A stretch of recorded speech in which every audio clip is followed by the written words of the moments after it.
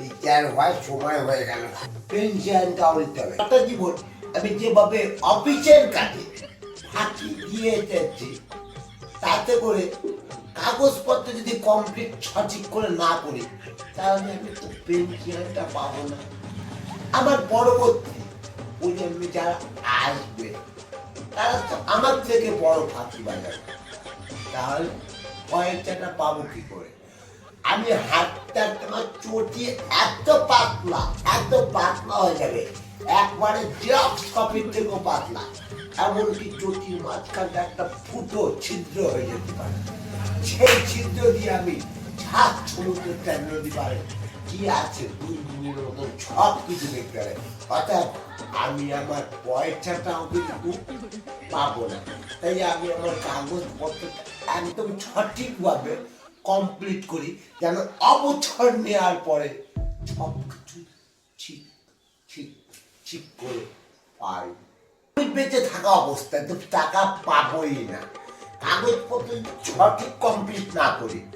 আর আম কাঠে ওঠার পরে, এখন যদিও আম কাঠ নেই, এখন ইলেকট্রিকের চুল্লি, তা পয়সা না হলে তো আমার বাড়ির লোকের তো ইলেকট্রিক চুল্লিতেও নিয়ে যেতে পারবে, আর তারাও পয়সা পাবে না।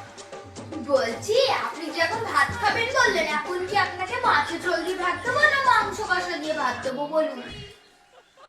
হ্যালো, বলছি আমাদের ঘরে কি একটা মাত্র বাকি? তাহলে সব কিছুই তুমি দিতে পারো।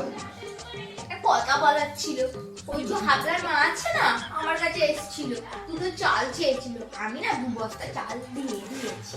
বললে ইনকামটা করে খেতে না, তাই না? টেপি, তুমি কাঁদতে কেন?